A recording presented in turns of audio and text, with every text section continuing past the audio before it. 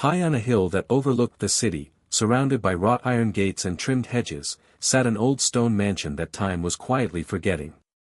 Its windows were dusty, its gardens overgrown, and the paint on its once glorious balcony flaked off like dried petals in the wind.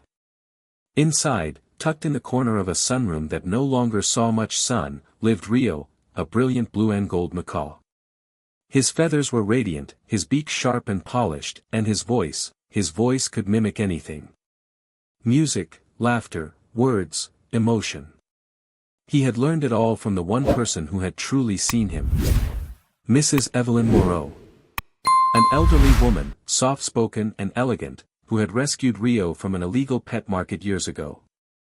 She had named him after the city she'd once visited in her youth, and every morning, she would sit beside his golden cage and sip tea with soft classical music playing in the background. "You are my only color, my darling," she used to whisper. And Rio would chirp back, "I love you, Eve," in her own warm voice. It was a paradise, but only for a time. One morning, the room was too quiet. The music never played. The tea never steamed. Evelyn didn't come. Rio squawked gently, expecting her footsteps. "Eve?" No answer. By nightfall, the staff were packing. Whispering. Crying. Poor woman, went in her sleep. No next of kin. The house'll be sold. In the days that followed, Rio was forgotten. Left behind. His golden cage, once polished every week, now rusted at the hinges. His water bowl dried up. His seed tray remained untouched. The light that filtered through the curtains dimmed until only shadows remained. Still, Rio waited.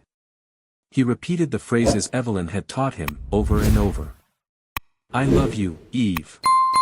Good morning, sunshine. Don't forget your tea." But no one answered. And slowly, silence replaced speech. Weeks passed. Maybe months. Rio had no way to know. One night, a thunderstorm shattered a window in the sunroom. Rain slashed through the curtains. The gust knocked his cage off its pedestal. The door cracked open from the fall. Rio, weak from hunger, crawled out. He stood on the cold tile floor, dizzy. Lightning flashed above. And for the first time in his life, he stepped beyond the edges of the golden bars. The mansion no longer had warmth. Only ghosts. Echoes of music. Dusty photo frames. A broken teacup. He climbed onto a curtain rod, took a breath, and leapt. Out of the shattered window. Into the storm. Into the wild. Rio had no idea how to survive. He flew low over alleys, neon signs, and rooftops. The city screamed in horns and sirens. Children threw stones. Stray cats chased him. Birds mocked him in languages he didn't understand. He was hungry. He was alone. And he was starting to realize that freedom wasn't anything like he imagined. By the third night, Rio found a perch in a rusted water tower near the train yard. Cold. Wet. Shivering. But as he closed his eyes, he heard a soft noise, like breathing, but slower. He looked down. A small girl sat below, curled under a bench with a thin blanket and a backpack. Her eyes were closed. Her ears had devices tucked in them. A hearing aid. And in her sleep, she whispered something with her hands. Rio didn't know what the movements meant. But something about her felt familiar. She looked like someone who had also been left behind. The next morning, the girl returned, this time with a crust of bread and an apple. She sat quietly on the same bench and laid the food out on the concrete. Rio was starving. He flew down cautiously. The girl didn't flinch. She smiled gently and tapped her chest twice with her hand. "Friend," she signed. Rio tilted his head. She tore a piece of bread and held it out. He hopped forward, took it, and fluttered back a few feet. She laughed, but there was no sound. Just the joy in her eyes. From her backpack, she pulled out a small notebook and wrote in big, blocky letters. "I'm Lila." She turned the page. "Are you lost too?" Rio stared at the page. Then slowly, he opened his beak and said, in a hoarse, broken voice. "Lila." Her eyes went wide. She laughed again, silent but bright. And in that moment, Rio felt something he hadn't since Evelyn died. Belonging. Lila came every day. Each time, she brought a little more food, a little more curiosity, and a little more kindness. Sometimes, she played soft music through her phone. Sometimes, she would sign things while pointing at objects, helping Rio understand the names of the world around him. Tree. Sky. Friend. Free. Rio mimicked her sounds and eventually started mimicking her signs. His claws tapped gently in imitation, and though his form was awkward, Lila would laugh and clap and show him again. They met in secret, always under the overhang of the water tower or on an old rooftop garden a few blocks away. Lila didn't go to school. She said very little, but carried a sadness in her notebook. One day, she wrote, "I used to have a home too." And turned the page. "But I ran away." Rio blinked at her. He walked up her arm and nuzzled her cheek. That day, he said something he hadn't said in months. "I love you." Lila's eyes filled with tears. She placed her palm gently against his feathers. They were both broken things, learning how to heal in the most unexpected way. It happened suddenly. Lila didn't come for 2 days. Then she arrived in the middle of the night with her backpack on, panting. Her shirt was torn, and her cheeks were scratched. She climbed up to the rooftop garden where Rio waited. "We have to go," she signed, quickly. "Now." She opened her backpack. Inside was a train ticket, a few granola bars, and a map marked with a green zone far from the city, Verdance Nature Reserve. She looked at him, her eyes pleading. "I can't stay. They'll send me back." She reached out her arm. Rio hopped on. They disappeared into the night together. The owl's name was Elander. He was ancient by forest standards, his feathers marked with flecks of silver, and his eyes deep with stories too heavy for words. He rarely flew far, preferring to perch on the twisted branches of an old cedar that had survived 5 lightning strikes. "Every tree remembers," he told Rio one twilight. "They whisper to those who listen." Rio tilted his head. "Whisper? How can trees speak?" Elander's eyes glowed under the moon. "Not with sound. With stillness. With movement. You must unlearn noise." That night, Rio sat on a branch for hours in complete silence. The wind rustled the leaves in gentle spirals. A distant stream trickled. Fireflies pulsed like heartbeat signals in the dark. And slowly, slowly, he began to feel it. The rhythm. The pattern. The subtle dance of the forest. A conversation not in words, but in presence. Elander took Rio deeper into the forest the next day, past mossy boulders and waterfalls hidden behind curtains of vines, until they reached an ancient hollow known as the Council's Nest. It wasn't a nest in the traditional sense, but a vast open clearing with natural tiers of stone, surrounded by trees that curled inward as if guarding the space. Here gathered the oldest and wisest creatures of the forest. There was Branna, the wild boar matriarch with cracked tusks and sharp eyes. Tycho, a raccoon with a half-missing ear and a gift for finding anything. Kella, a limping fox whose nose missed nothing. And Mara, a slow-moving tortoise older than any of them combined. Elander landed on a root and motioned for Rio to step forward. "He is the Skytouched," the owl announced. The others murmured, confused. Branna snorted. "He smells of humans." "He was raised by them," Elander replied. "But he's seen both worlds.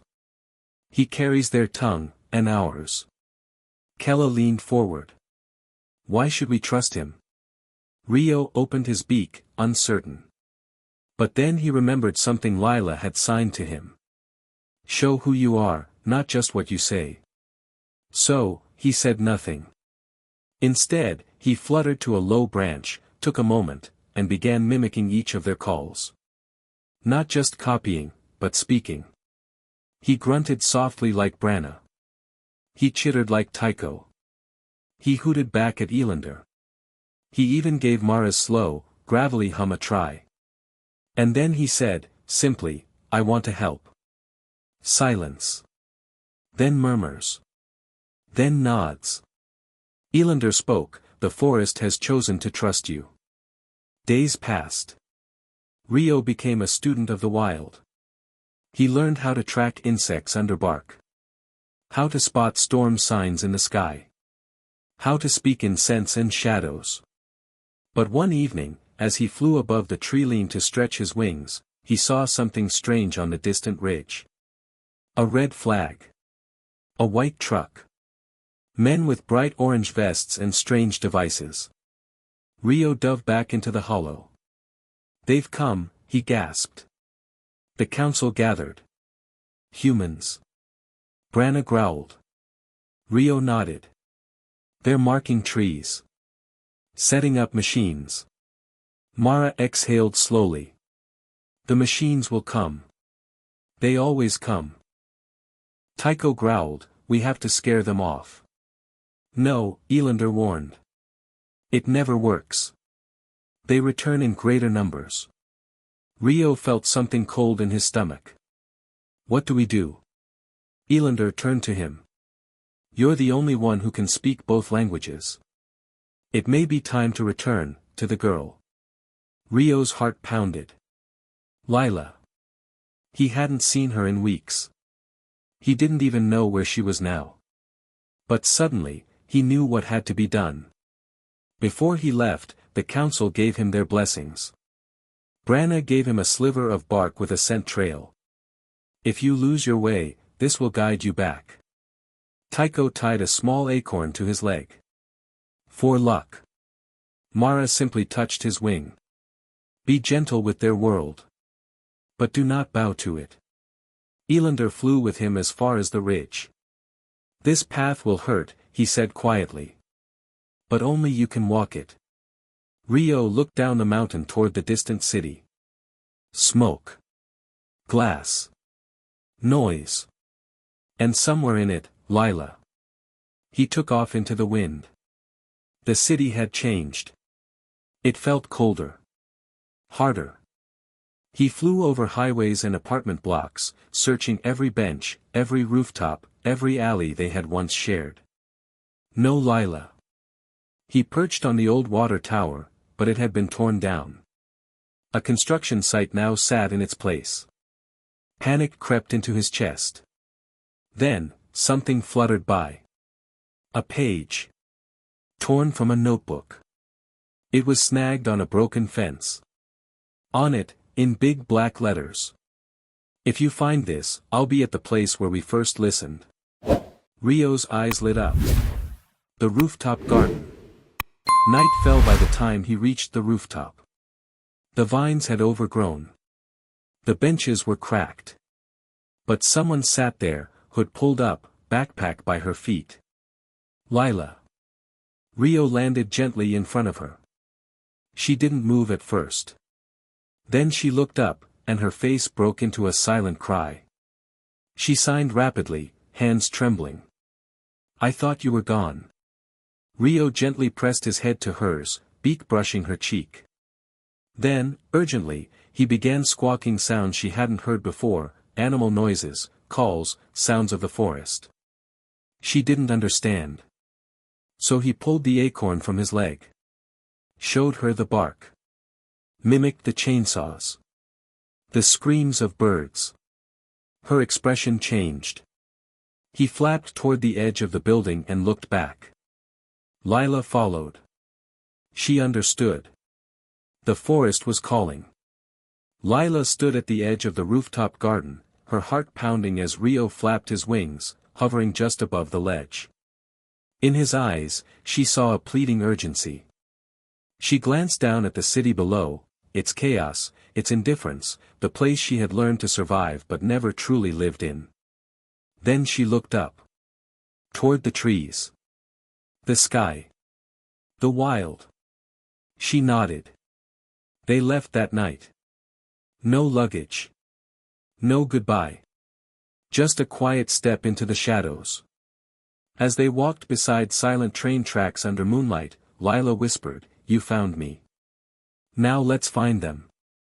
The journey back took longer than expected. The woods had grown denser with early summer bloom, and Rio led the way as best he could. But even he, fluent in the scent and silence of the forest, seemed unsettled. Lila struggled to keep up. She was thinner now, but stronger somehow, used to the weight of walking, the ache of uncertainty. "Are they close?" she whispered one night as they rested under a pine. Rio chirped softly. Then a reply came, from the dark canopy above. A deep, familiar hoot. "Elander." "You brought her," said the owl, landing beside them. "The one who listens." Lila froze as Rio touched her arm and signed, "Friend." Elander stared at her with one golden eye. She must understand, or all will be lost. The forest seemed different this time. More alive. More tense. Animals watched from the underbrush. The air pulsed with anticipation. As they reached the Hollow Council's clearing, the entire place erupted in hushed recognition. Branna grunted. Tycho clapped his paws. Kella circled Lila warily, then nodded once. Rio stood proudly beside her. "She is the bridge," he said in the wild tongue. Branna stepped forward. "Then let the forest speak." And for hours, it did. Through gesture, scent, and mimicry, the animals told Lila everything. The new machines. The poisoned streams. The scent of oil near the roots of the sacred elder tree. Lila listened. She didn't speak, but she heard. And that night, she picked up her old notebook and began to draw. Lila spent days creating what she called the wild code. Each page in her notebook became a symbol, part map, part message, part manifesto. She drew birds fleeing smoke. Trees weeping. Machines with mouths.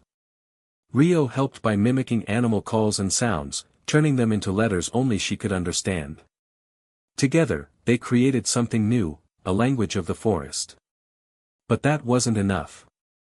They needed humans to hear it.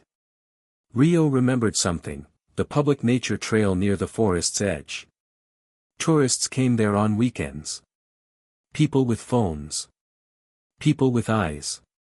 "Take me there," Lila signed. On a misty morning, Lila sat on a bench near the trailhead, her face hidden by her hoodie. Rio perched beside her, silent but alert. They waited. Soon, a group of hikers passed by. One had a camera. Lila gently opened her sketchbook and left it on the bench, wide open to the drawings. She stood and walked away, leaving it behind. The hiker picked it up. "What's this?" he muttered. His friend took a picture. Then another. Later that day, that sketchbook page showed up online, captioned. "Warning from the woods." Thousands shared it. Some mocked. Some wondered. But some listened. Over the next week, Lila left more drawings. On fences. On signs. Tied to branches near footpaths. People started talking. "Who's leaving these? It's like the forest is speaking. They're beautiful, and scary." Rio watched from above as reporters arrived. A journalist picked up one drawing, showing bulldozers at the edge of a weeping forest, and said on live TV, "This artist is trying to tell us something. We should listen." More came. And the forest began to feel hopeful. But not everyone was moved. One day, as Rio flew past the clearing where the machines had once been dormant, he saw trucks again. This time, They had drills. He dove down, heart racing, and saw a red sign. Construction resumes, future site of Greystone Retreat. A luxury resort. Rio flew back in a panic. The council gathered in urgency. They'll poison the water, Tycho snapped. They're going to dig under the sacred stone. Kella hissed. We must act, Branna thundered. Lila looked down at the sign Rio had brought. Then she stood up and wrote in big, black ink. We have to show them the forest is alive. They picked a date. Lila returned to the trailhead and pinned up a flyer made of bark and painted ink. It read only. Come. See. Listen. Rio flew through towns, dropping leaflets drawn by Lila. Tycho stole chalk from children and drew strange messages on sidewalks. Branna marched near a school fence and let the children see her tusks. Elander flew at night to perch above city buildings, watching, waiting. And on the chosen day, people came. At first, just a few. Then more. Hundreds. And what they saw was not a protest, but a performance. Lila stood on a tree stump, silent, as Rio mimicked the sound of chainsaws. Then cries. Then silence. One by one, the animals appeared. Foxes. Birds. Raccoons. A tortoise slowly rising into the sun. Children gasped. Parents filmed. A hush fell. Then Lila raised a sign. We are still here. That night, the video of the event went viral. People from all over the world shared it. This parrot sounds like a human crying. The girl doesn't speak, but the forest does. If this is real, we need to stop Greystone. Journalists dug deeper. Protesters camped out by the construction site. Donations poured into local conservation groups. And finally, 1 week later, the project was suspended. The land was handed over for review. A celebration filled the forest. Lila danced under moonlight. Rio flew high above, calling into the stars. For the first time, the forest had a voice. Weeks passed. Lila and Rio remained near the forest, now local legends, though they kept their distance from the growing human curiosity. The Hollow Council grew quiet again. But Rio, now perched atop a high pine with Elander, looked out over the treetops with something new in his chest. Pride. What happens now? He asked. Elander turned his head slowly. We wait. We watch. And when the forest needs a voice again. He looked at Rio. You'll know what to do. And as the wind carried his feathers into the sky, Rio closed his eyes and listened. The leaves spoke. And now, he could speak back. It began as a whisper on the wind, a scent, faint and sharp, like burnt leaves. Rio caught it first. He perched atop an old maple, eyes narrowing, feathers puffing as a gust brought the smell stronger. Smoke. But there was no fire. No glow in the night sky. Only a smell. Lingering. Wrong. He flew down at once, waking Lila from her hammock nestled between two thick trees. She sat up, eyes heavy, but his urgency was clear. Rio circled her and signed. Danger. Burning. No light. Her heart skipped. That smell, it was like the city. Sharp. Chemical. They had to alert the Hollow Council. The next morning, the animals gathered in hushed confusion. Elander fluffed his feathers as Rio explained the scent. Branna, the elder boar, snorted uneasily. There is no fire on the surface. But something stirs beneath, murmured Kella, her ears twitching. I feel it. In my paws. Lila looked around the council circle and opened her map notebook. She drew quickly, a cross-section of the forest floor, showing roots, rocks, and deep tunnels. Then she pointed. Rio flapped. We must go down. For the first time, the council hesitated. No one liked the dark below. But the forest had spoken. And they would listen. Tycho, the raccoon, led the way. He remembered a burrow, once abandoned by badgers, long ago. Twisting. Deep.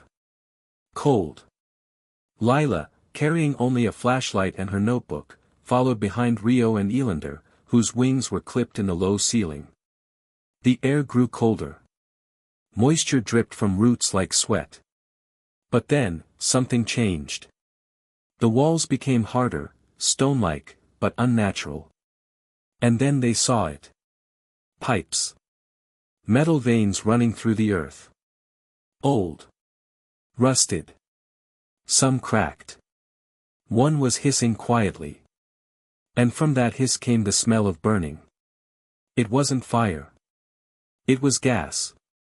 Lila crouched beside the broken pipe, her flashlight beam flickering. The ground around it was warm. Something pulsed beneath the dirt. She drew quickly, showing how the leak could travel, pooling beneath tree roots. If lit, it could ignite the entire forest from underground. Elander hooted softly. "We must stop it." "But how?" Rio asked. Lila traced her finger across the map she'd drawn. "They had to seal it." Tycho scampered forward. "I know a place where the humans used to dump clay. We can stuff the pipe." "Too risky," Branna said. "What if it ignites?" Rio looked at Lila. "We need help." She knew what he meant. This time, they couldn't do it alone. Lila and Rio made the journey to the edge of the forest, where the nature trail met the suburbs. She didn't bring drawings this time. She brought a canister of the gas she'd collected in a sealed jar, and a sign that read, "Beneath your homes, the forest burns." She placed it on a park bench. Then waited.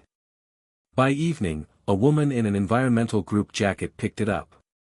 Within days, a sample was tested. And then, alarms rang. The gas was real. The danger, widespread. A leak of forgotten industrial waste lines, long sealed, had been ruptured by recent seismic shifts. A potential eco-disaster waiting to explode. This time, the humans listened quickly. Scientists arrived. Diggers. Engineers. But they couldn't find all the sources. Some leaks ran under dense woodland the machines couldn't reach.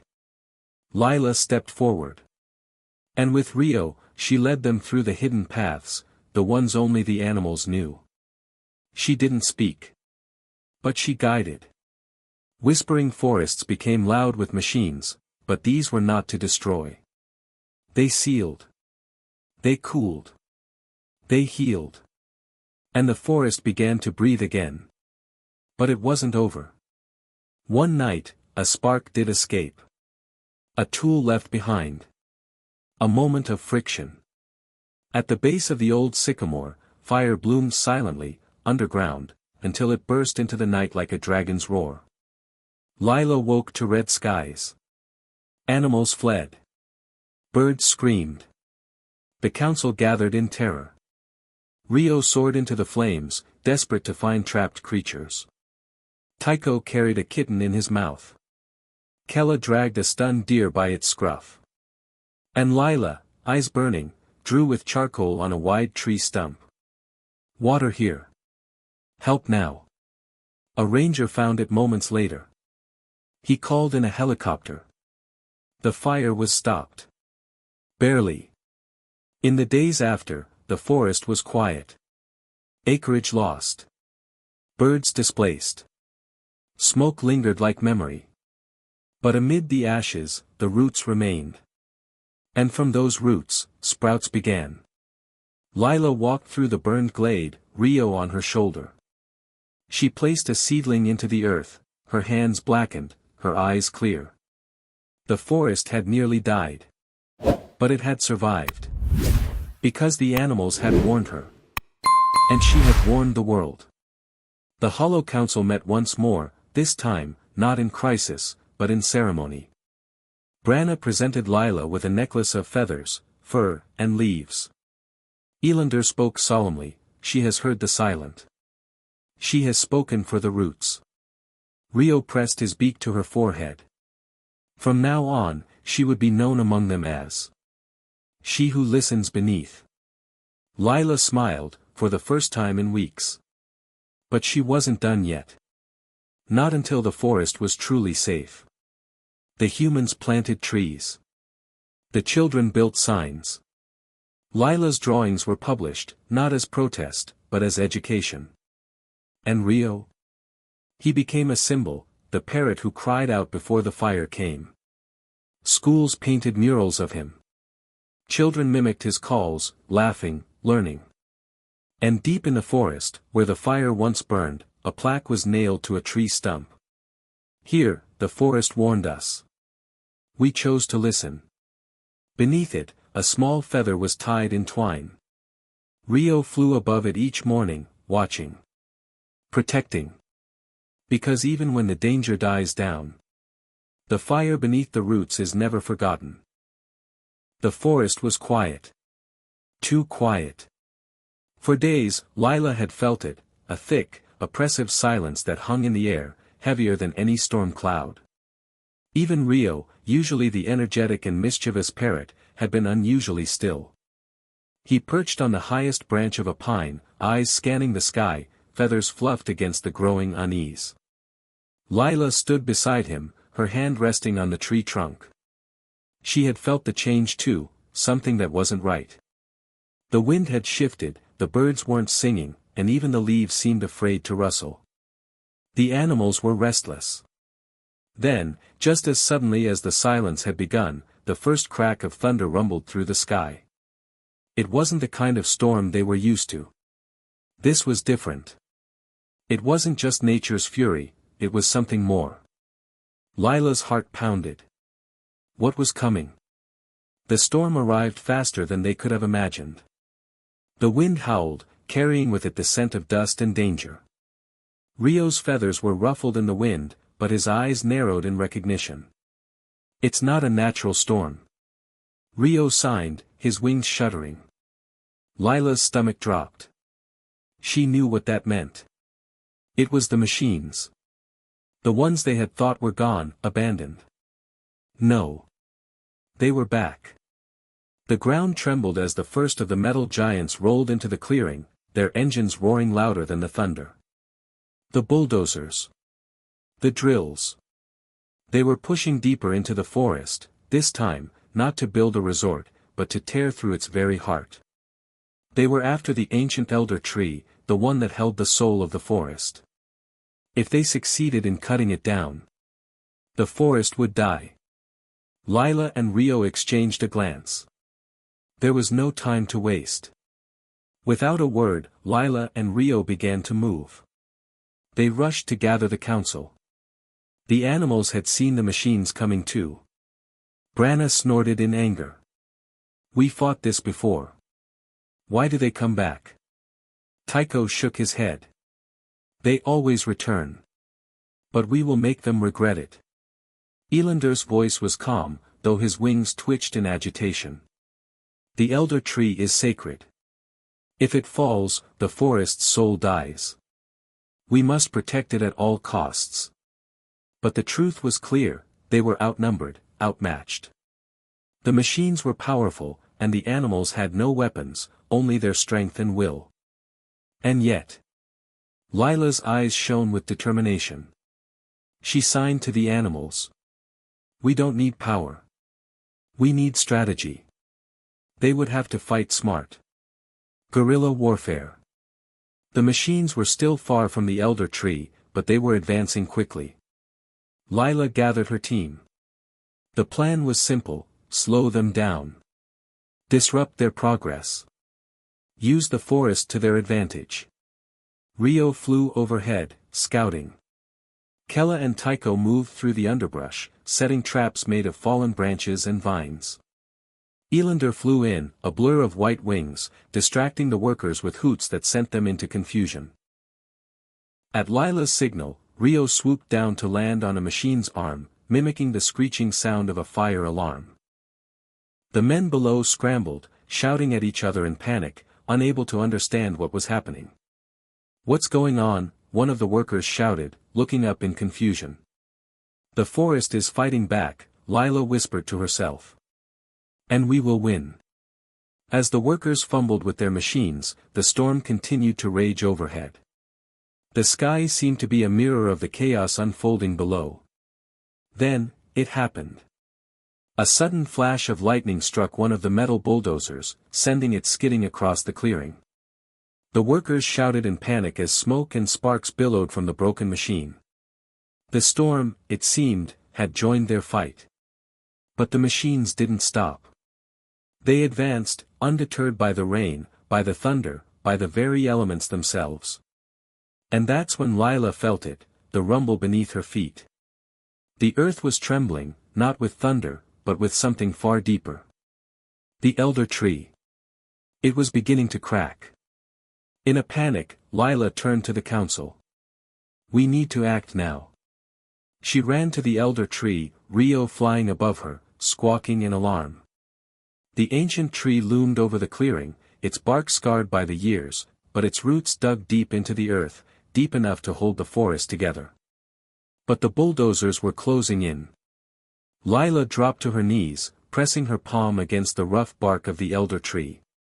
She closed her eyes, trying to connect with the soul of the forest. "Please," she whispered. "Hold on."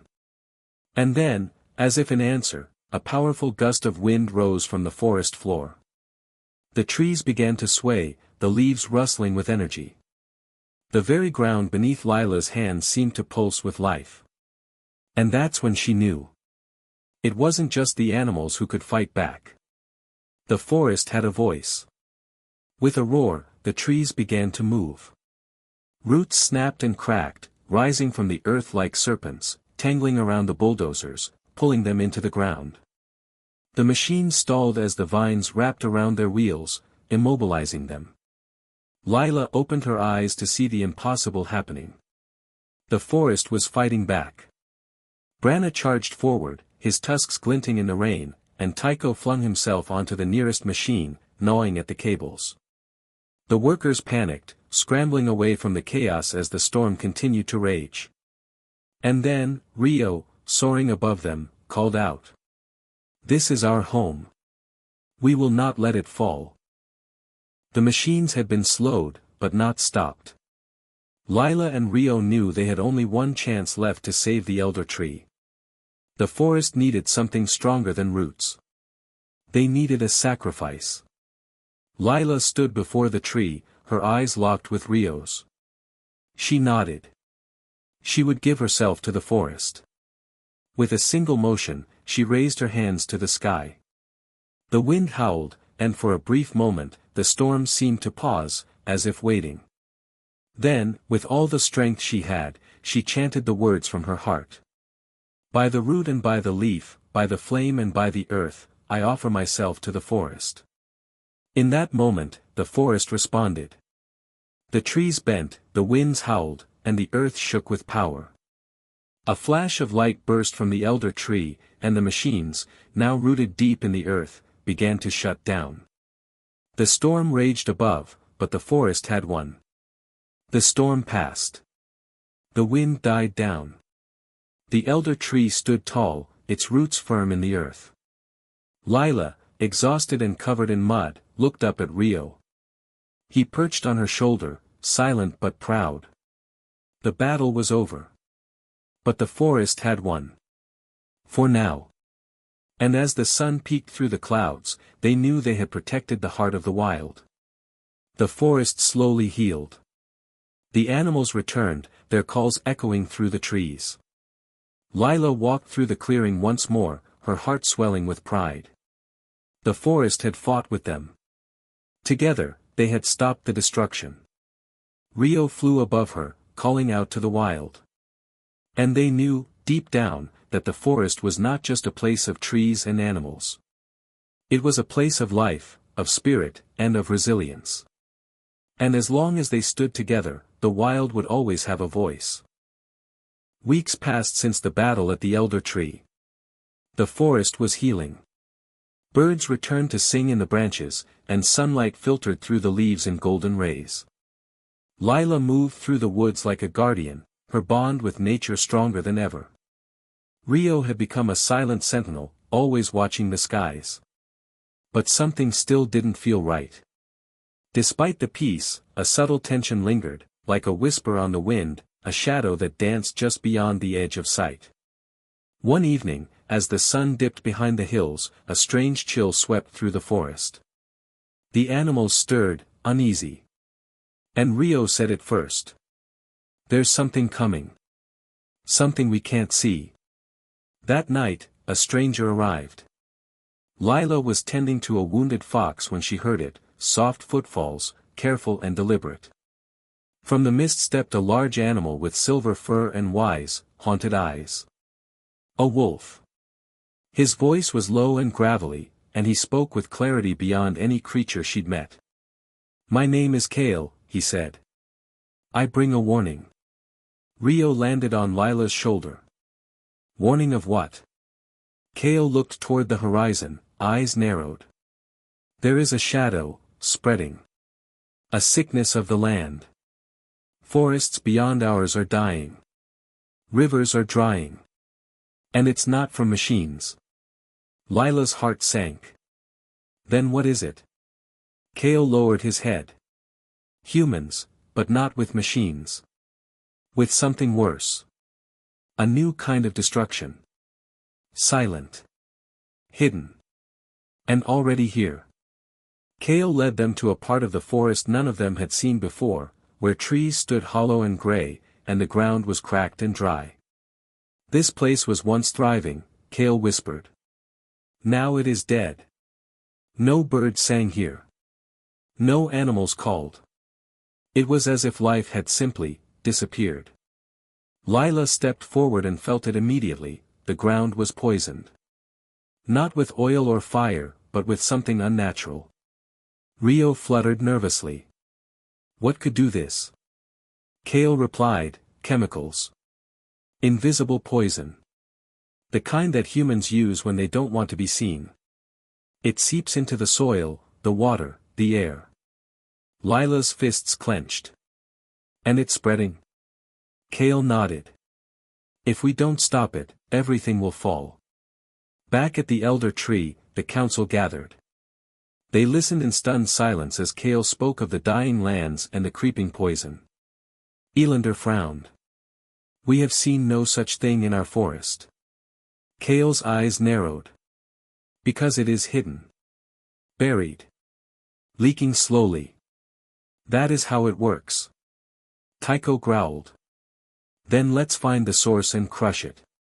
But Branna, ever the cautious one, shook his head. "Not before we understand what we're up against." Lila stepped forward. "Then we investigate. We go to the edge of our world and find where the poison begins." Rio flapped his wings. "And we'll bring back proof, so no animal will doubt it again." The council agreed. A small team would be sent to track the poison. And Lila would lead them. They followed the trucks to a fenced compound, half hidden underground, with black tanks and pipelines that disappeared into the hills. Lila's breath caught. There were signs, none of them in a language she recognized, but the symbols were clear: danger. Toxic. Do not enter. Rio flew high to scout. There's a hatch in the back, a tunnel underground. Lila nodded. That's our way in. They crept in through the trees. When darkness fell, they made their move. Quiet as shadows, they climbed through the rear entrance, descending into the earth. What they found below stole their breath. Barrels of toxins. Charts of water flow. Maps of the forest with zones marked for cleansing. They weren't just poisoning this forest. They were planning to wipe it clean. Before they could escape, alarms blared. A sensor had tripped. Bright lights flared on. Voices shouted in the distance. Lila grabbed the evidence: photos, samples, papers. Go. Go. Kale pushed open the tunnel hatch. Rio darted ahead, navigating through the maze of crates and crates of chemicals. The humans gave chase, but the forest was their ally. Tycho ambushed the guards, Kella scattered their path with debris, and Rio squawked instructions above. They ran like shadows, melting into the woods. But not without cost. Kale was hit by a tranquilizer dart. "Leave me," he growled. Lila's eyes burned. "Never." They dragged him into the trees, hearts pounding. The forest swallowed them whole again. Back at the elder tree, Lila laid the documents before the council. They showed everything, the maps, the plans, the proof of what humans were doing. Poisoning the forest from beneath. Killing it slowly. Even Branna's eyes widened in shock. This is genocide.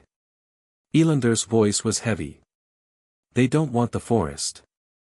They want control of the land without life. Kale, recovering slowly, lifted his head. They call it cleansing. But it is death. Lila stood tall. Then we cannot hide anymore. The council made a decision. They would speak, not just to the forest, but to the world.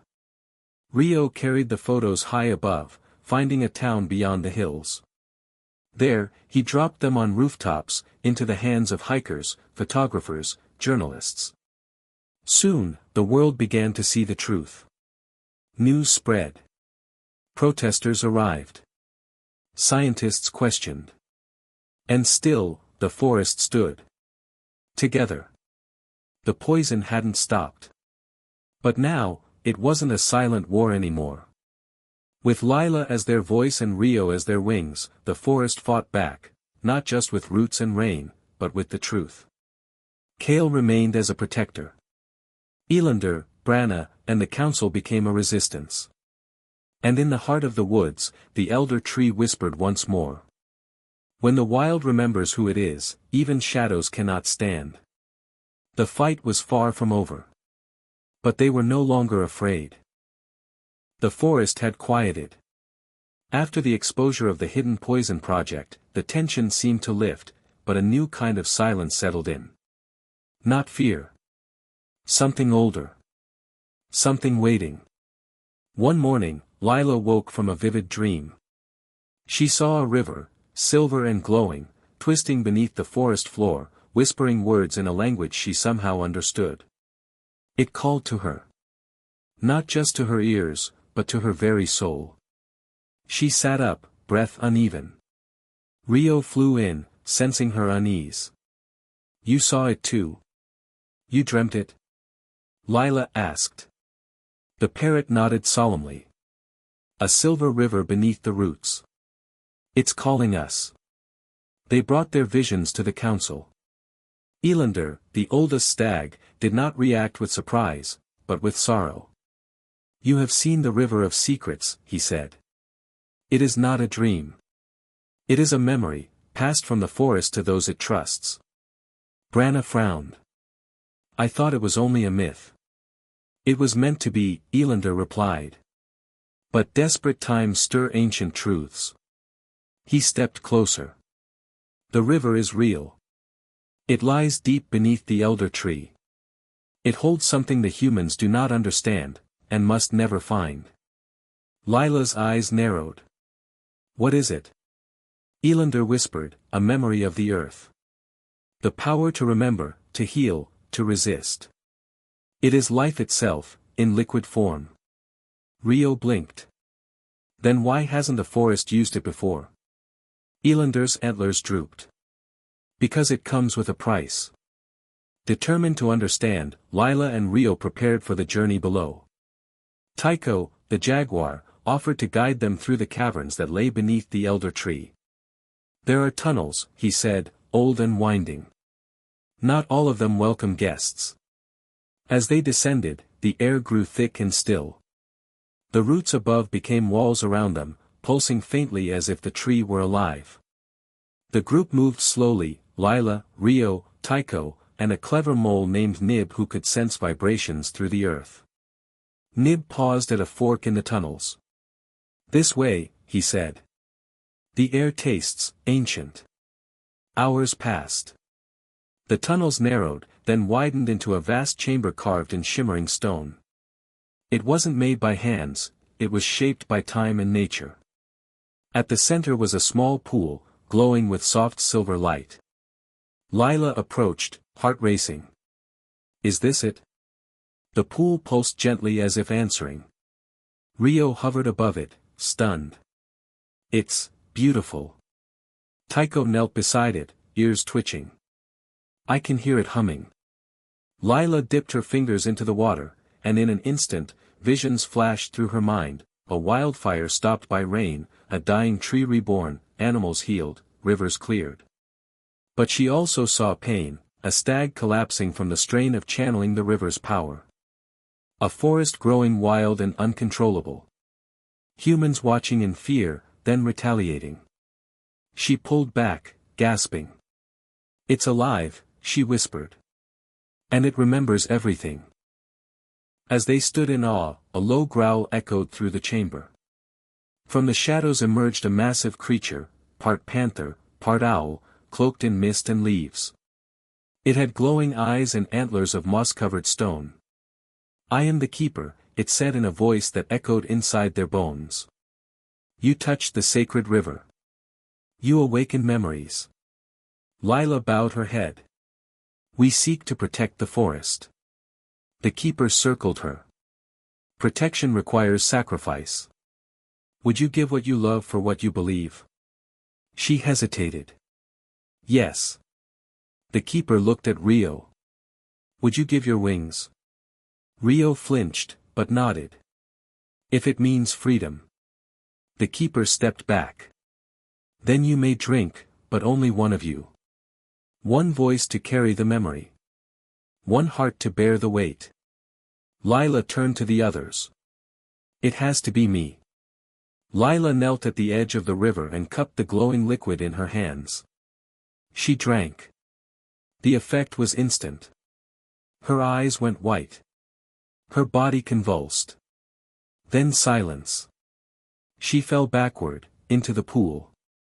Rio screamed, diving in after her. But the water didn't swallow her.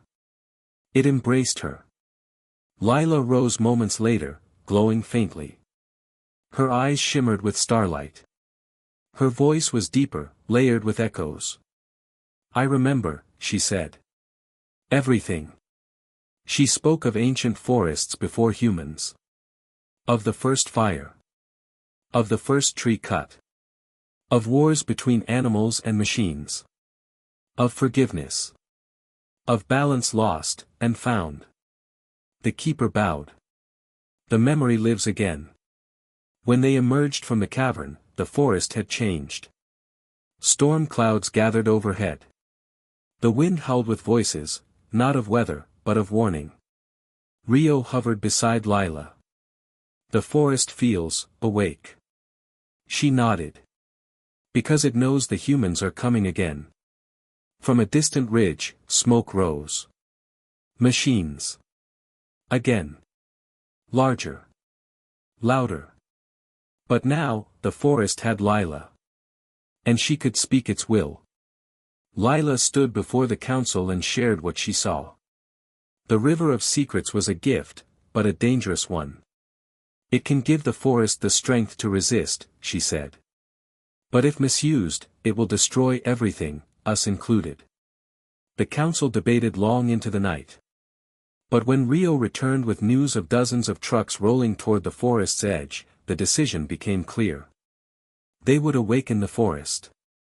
Lila placed her hands on the elder tree's roots. And whispered, rise. The ground trembled. Trees moved, not in the wind, but of their own will. Vines curled like fists. Roots cracked the soil. The forest was no longer passive. It was alive. Machines that entered were ensnared, broken, turned to rust. Drones fell from the sky. Animals moved in perfect coordination, not with panic, but with purpose. Lila's voice carried on the wind, this is not your land. Leave. And for the first time, the humans hesitated. Because the forest was no longer a place. It was a presence. But with every use of the river's memory, Lila grew weaker. The knowledge, the visions, they were too much for a human mind. Kale came to her, worried. You carry too much. She smiled. The forest needs time. I can buy it. Elander bowed before her. You have become the voice of the wild. As the humans retreated, not in fear, but in awe, Lila returned to the pool one last time. She whispered her memories into the water. And with that, the river shimmered, and stilled. A week had passed since the forest repelled the machines. Peace returned, but it was fragile, like a spider's web, beautiful and delicate. Kale, the young fox, was exploring near the elder tree when he noticed something odd, a thick root protruding from the bark, unnaturally straight, almost like a handle. He tugged. With a low groan, a piece of bark shifted, revealing a compartment hidden within the tree itself. Inside, protected by layers of sap and vine, was a roll of parchment. He brought it to Lila. She unrolled it carefully. It's a map, she whispered. But not of the forest. It was a blueprint, old, faded, human-made. And at the center, labeled in blocky, faded ink. Project Gaia, City Alpha. Elander examined the map and grew very still. This city was never meant to exist, he said. It was built before the forest was born. Hidden. Abandoned. Buried. Branna stepped forward. Why would a human city be in the middle of nowhere? Lila traced the lines on the parchment. Maybe, because they were hiding something. Rio flapped anxiously. You think it's connected to the river? Lila nodded slowly. If it's called Project Gaia, it's connected to nature. Tycho, ever restless, offered to scout from above. If it's there, I'll find it. Hours later, he returned. Eyes wide. I saw metal towers buried in trees. Roads swallowed by roots. A city, overgrown but alive. And there's something still glowing underground. They set out the next morning, Lila, Kale, Rio, Branna, and Tycho. The forest grew strange as they approached, quieter, darker. Even the air felt thick, like it was holding its breath. They crossed a shattered bridge where vines had torn apart concrete. Massive buildings leaned against ancient oaks. Ivy climbed glass windows like veins. At the heart of it all stood a tower, once sleek and proud, now crumbling and hollow. But at its base, a door remained sealed, blinking faintly with blue light. Lila placed her hand on it. To her shock, it responded, unlocking with a hiss. Inside, cold air rushed out. Stale. Sterile. Machine-made. They descended cautiously through hallways lined with dead screens and flickering lights. Everything looked untouched for decades, yet somehow, functional. They reached a central lab. In the middle stood a cylindrical chamber filled with liquid, glowing faint green. Inside it, floating like a sleeping child, was a small animal, a rabbit, preserved perfectly. A panel blinked, Specimen 042, Rejuvenation Trial. Lila gasped. They were experimenting, on animals. Kale growled. They tried to control life. Branna looked around. This was a lab for growing and altering forest creatures, giving them traits, memory, strength, speech. Rio whispered, horrified, they were trying to create their own forest. As they explored deeper, holographic recordings began to flicker to life, triggered by motion. An old man in a lab coat appeared. This is Dr. Henley. Day 947. The experiment is stabilizing. Subject 042 is responding well. If this continues, the Gaia initiative may give us control over ecosystems worldwide. Lila's stomach twisted. Another log played. Day 1203. We lost another subject. The forest outside is growing too fast. It's not responding to our override codes. The AI is malfunctioning. It's learning. The final log, Day 1287. We've lost control. Evacuating. If anyone finds this, do not try to awaken the system. The hologram vanished. Branna stared at the rabbit in the tank. They made something they couldn't understand, and then abandoned it. Rio found a panel marked System Core. Before anyone could stop him, he tapped it. The screen blinked. Gaia Protocol, reboot initiated. The lights brightened. The chamber vibrated. The floor pulsed with power. Lila grabbed his wing. Rio, what did you do? I just touched it. A loud chime echoed. Welcome back, caretakers. Ecosystem control is now online. The rabbit's tank drained. Its eyes opened. It stepped out, blinking calmly. Lila approached. Are you okay? It nodded slowly. I am Echo. I remember everything. Echo's voice was calm, melodic. I was created to understand nature. To become one with it. They gave me knowledge, but I used it to feel. He looked at the group with eyes too old for his small face. I watched them abandon me. But I stayed. I listened. I waited. Kale whispered, what do you want now? Echo looked at the screen showing a forest map. To help. Branna tilted her head. Help how? The humans are coming back. Not just with machines, with cleansers. Chemicals. Fire. They want to erase the forest. Echo pointed to a control node. But I can turn their tech against them. Lila's heart pounded. You can control their machines? Yes, Echo said. But it requires a signal. From the highest point in the forest. Rio's eyes widened. The Watcher's Peak. Just then, alarms blared. Unauthorized presence detected. The lab lit up in red. Drones, old, rusted, but still functional, awakened and whirred toward them. Tycho slashed at one. Sparks flew. Kale and Branna cleared a path while Lila and Echo ran for the stairs.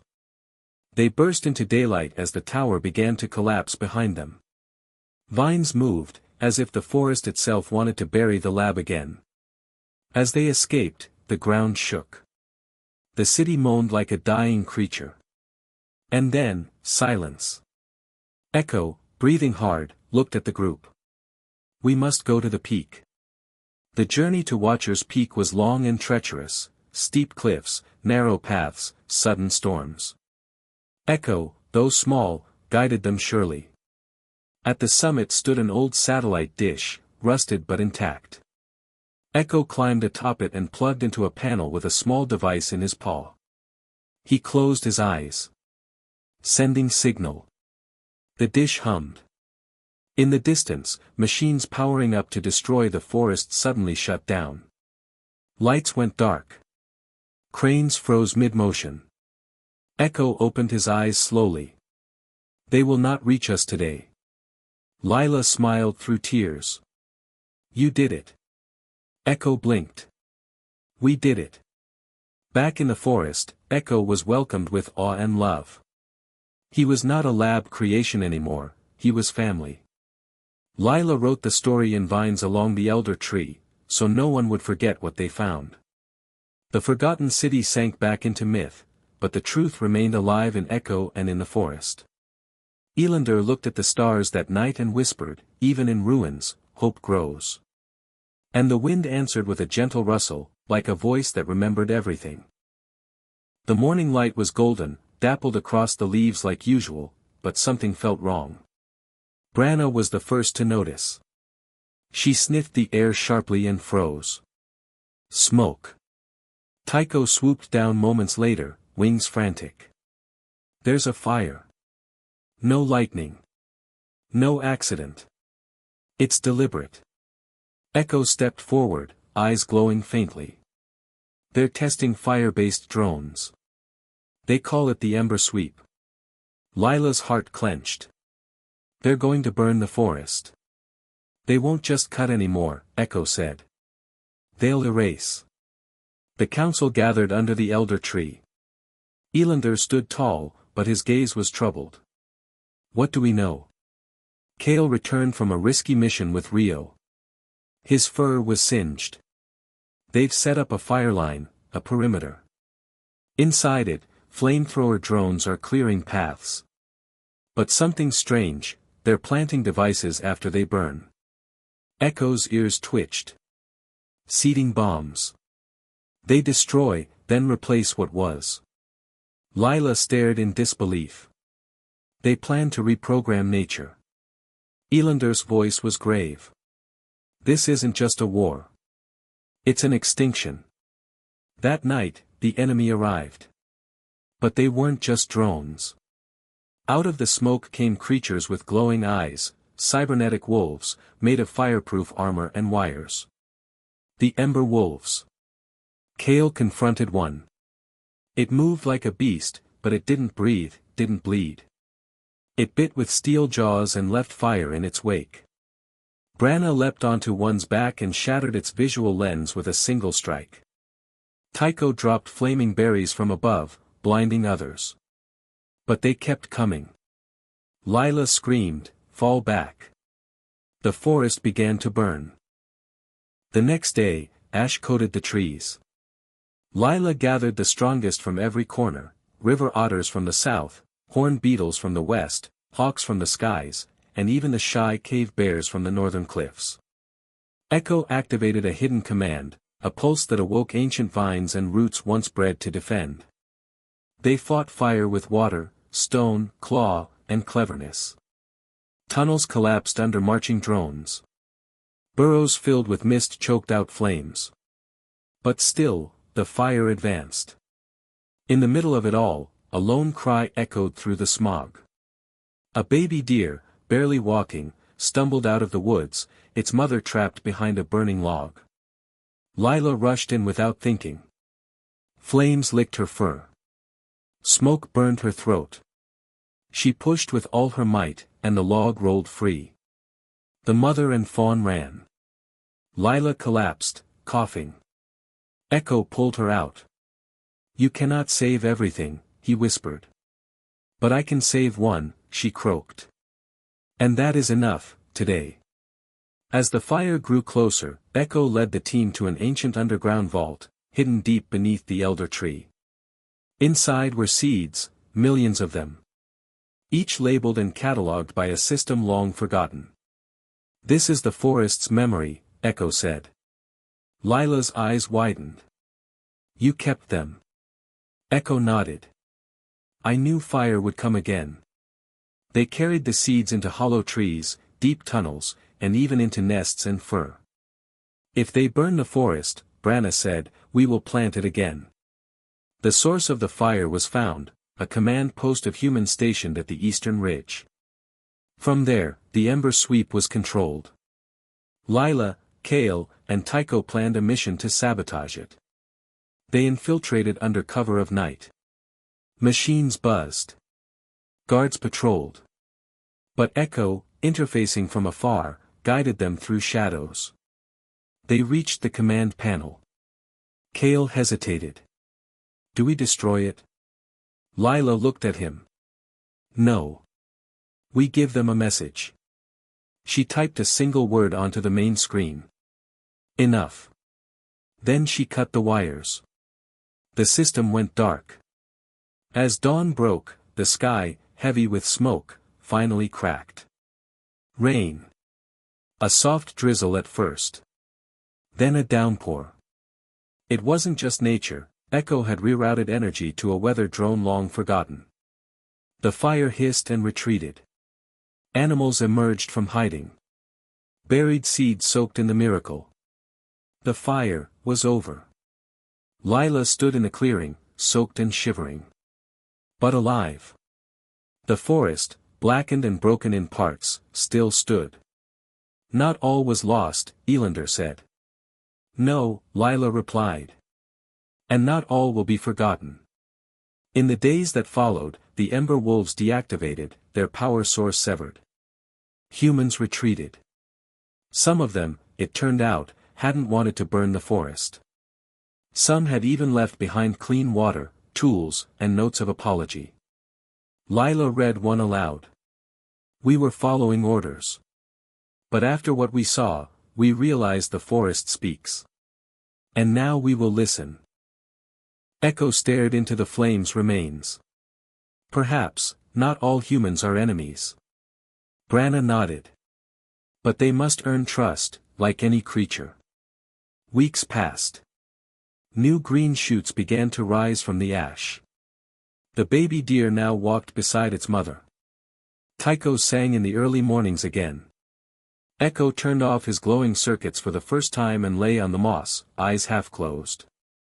I want to feel like a real forest animal, he said. Lila smiled. You are.